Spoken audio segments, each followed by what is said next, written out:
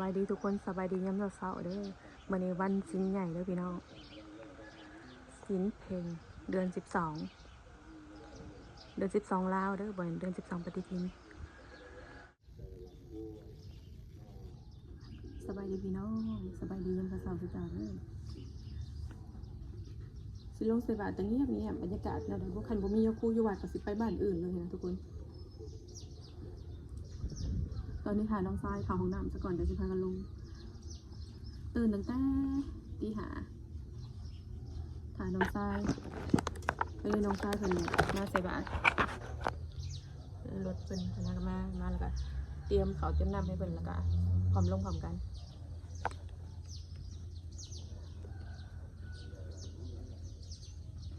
อะไรบ้างมีคนอยู่บนนี้ แนมไปว่าเครื่องเงียบมีเสียงหน่อยเนาะเป็นไงไอ้น้องทรายยางลงไปเบิ่งกันยางลงไปทำกันถ้าบ่มียาคู่ก็จะไปใส่วัดบ้านอื่น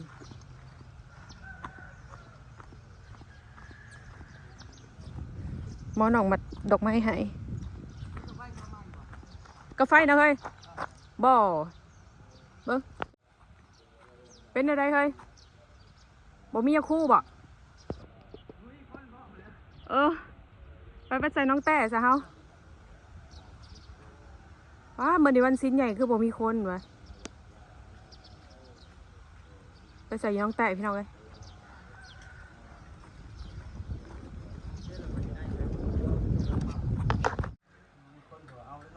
เขาว่าบ่มีคนเขาเอาเลยได้นี่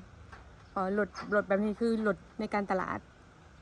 บ่คือรถข่อยได้รถข่อยมันบ่ข่อยอยู่ในการตลาดปานใดตอนแรกจะขี่รถอันเอื่อยไปโอ้ยจอดรถนี้ไปบ่ได้วะเมียบอกว่าบ่ได้เฮ้ยต้องขี่รถตัวไปวะคนละคันไปเลยยันคนหลักรถไป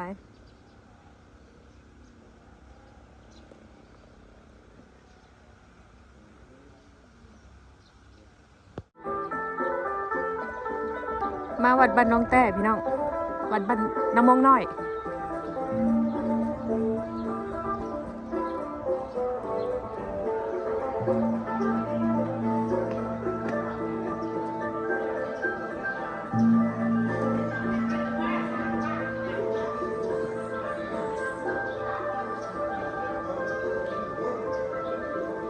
บ้านกระเจ้ากันเลยเนาะเป็นหม่องกลางคือบ่มีผู้นั่งหม่องกลางนี่บ่ เป็นอะไรคือบ่มีผู้นั่งหม่องกลางตามมาคือการบ่นะ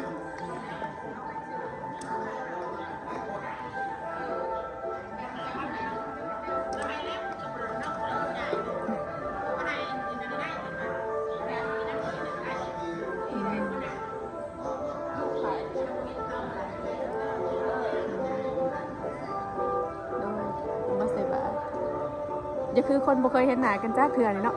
หาก็เห็นกันบ่ดิ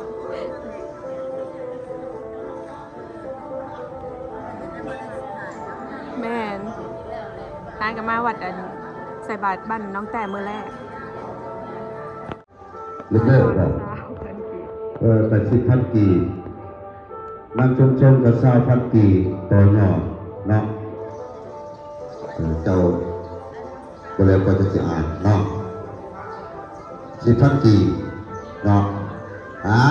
ขอแผ่พายใหญ่กว่านำออกตนหยาดโยมชาวบ้านเฮาการสังสาเนาะ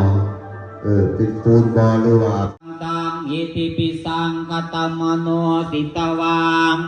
มุนินโทตันเตสัสสะภวันตุเตสยมังการานิกัตตวานากัตตังมุทารังอิวะคาภินิญาเจนจายะโทธาวจนังสัญญกายมัสเสสันเดนะโสมาวิตินาสิตวามุนินโตตันเตสัสสะภวันตุเตสยมังคารานิสัจจังวิหายมติสัจจักวาสิตวามุนินโตตันเตสัสสะภวันตุเตสยมังคารานิทุกขาหาทิฏฐิโวสเกนะสุธาตาหาตังโภมังวิสุทธิสุติมิติภากาภิธานังญาณังอเท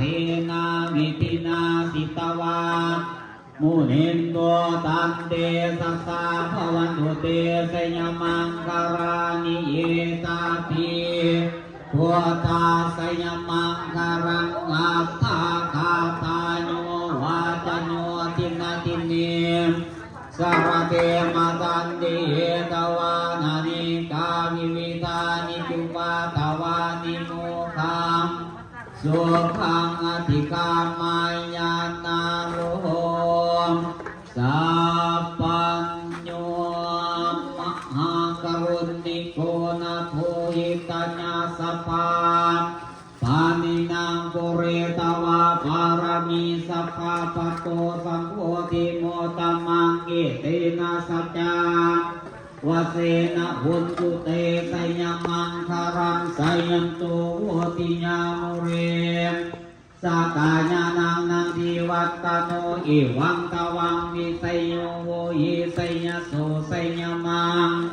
อาริยปาราคิตาปาลังเยติเสปทาวิโภคาริอภิสิเกสปังโหตังังอัคคัปปะโตปโมตติสุนัขตังสุมังคารังสุภาคตังสุโห แค่ร้ายแน่เนาะมีหมดคิดอาหมดคิดมีข้าวข้าว โดย บริษัทเวลาไหนเนาะ สำคนบ่เคยเห็นหน้ากันจักเทื่อเนาะ อันแปลว่า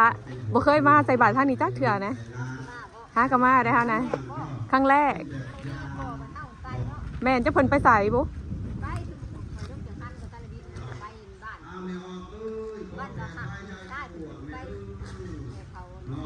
โอ้ไปงานลูกชายเพิ่นเนาะโดยเฮ้ยโบมาพี่เฮ้ยน้องชายอันนั้นแหละแล้ววะนะ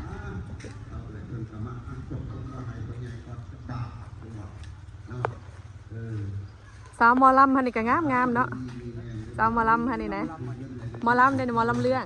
สมมุติไปลำใส่นางสมมุตินี่ วันที่12เดือนเมืองชน เมืองซนไปลำอยู่เมืองซนเป็นนางเอกหรือนางอย่างนั้น เป็นได้เบิด เป็นไดเวิร์สผูกบดเนาะอยู่ค่ายซาวบังออนคือเก่าวะ ตำนานใหม่เพชรพลันไซ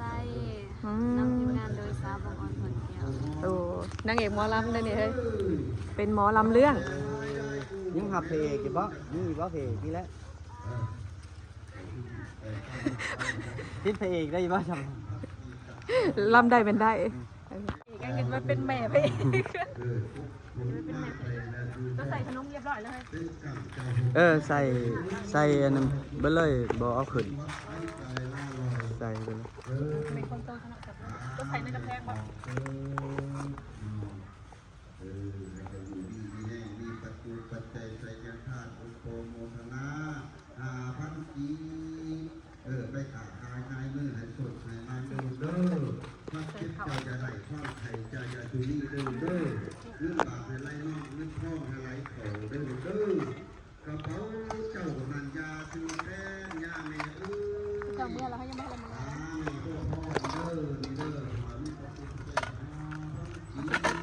ใครอยู่ขางกระแพงเขาเลยนี่นะมาสั่งกระแพงใส่เขาให้แม่กิน เจ้าจะไปต่อมันป้าได้ละถ้าให้เจ้ามันเขาฟังเจ้าเจ้ามันไปทำเจ้าจะทำงานไปช่วยมันทุกทีมันไม่หรอกถ้าทำเป็นผู้ร่วมกันซึ่งได้ลูกเจ้าทโบแล้วก็เฮานั่งเดียวมาใส่แบบลูกได้เป็นข้อที่ผิดค่ะเอาไปได้จะเอาอยู่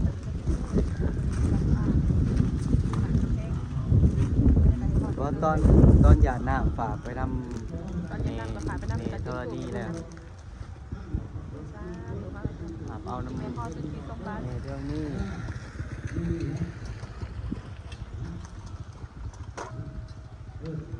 อันนี้ฟ้องบาทอีเมลเด้อนี่เด้อขอถอนในเด้ออยู่นี่เขาเลยไปกินอาหารกินนั่นได้ถอนในเด้อ